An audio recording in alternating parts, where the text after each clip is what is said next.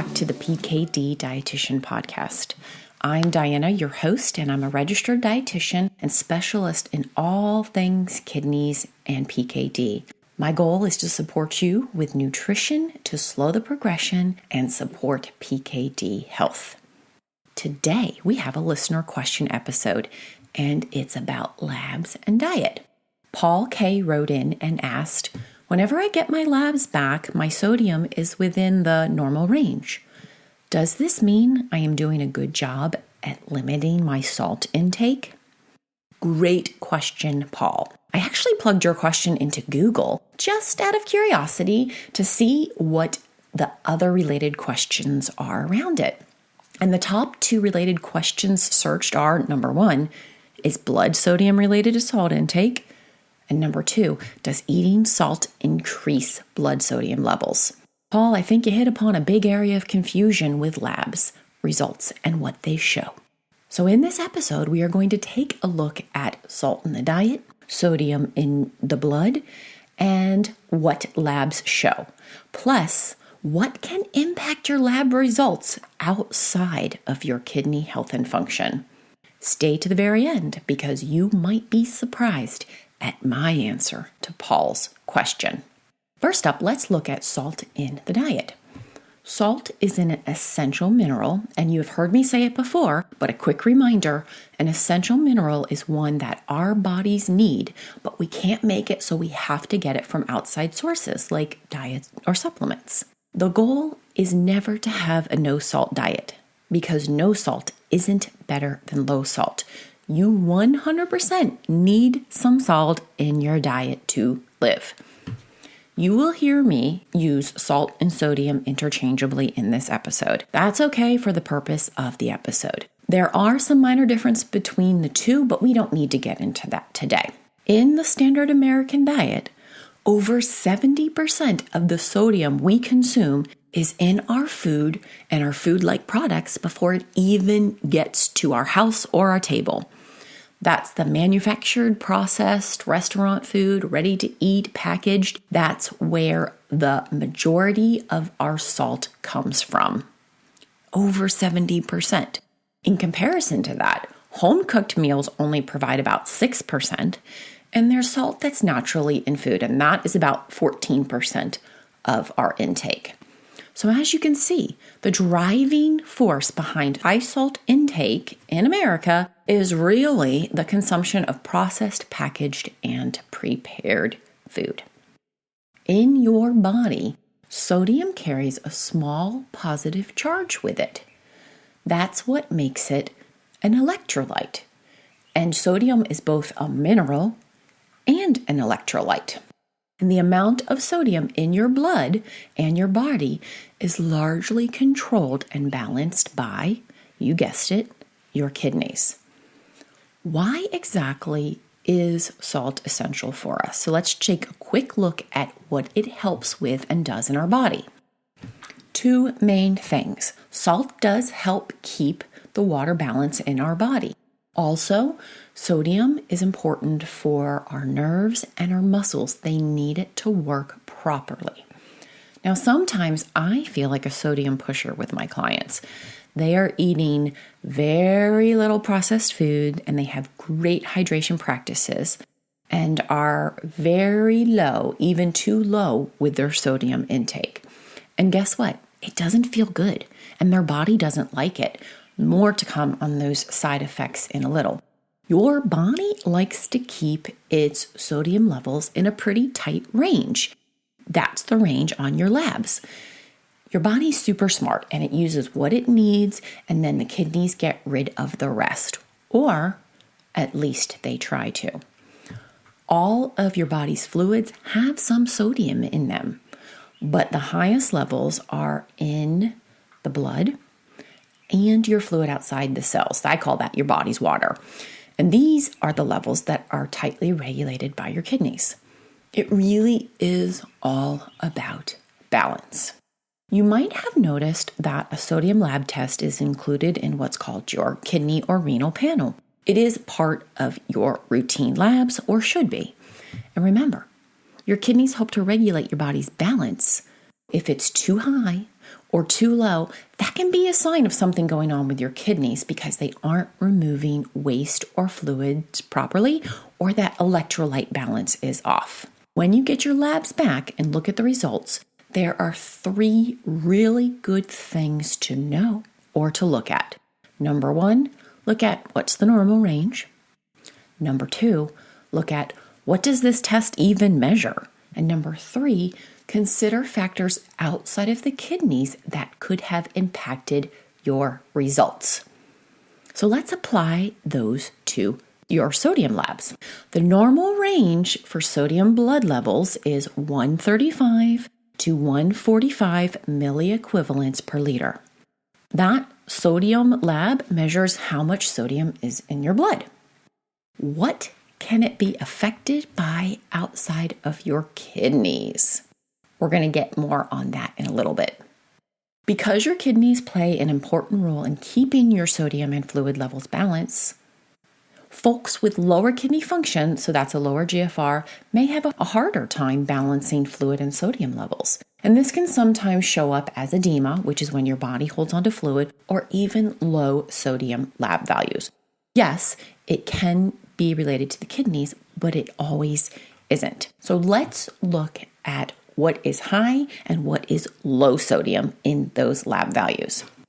A lab value that is considered too high for sodium levels is greater than 145 milliequivalents per liter. They call that hypernatremia. So that hyper means high. Physical signs and symptoms of having a higher level of sodium in your blood are muscle weakness. Perhaps you would feel nauseous. You're super thirsty. You can have some lethargy, be lethargic, and often can be some confusion or brain fog. 2 main causes for high sodium levels in your blood are, number 1, you're not drinking enough fluid, so you're dehydrated.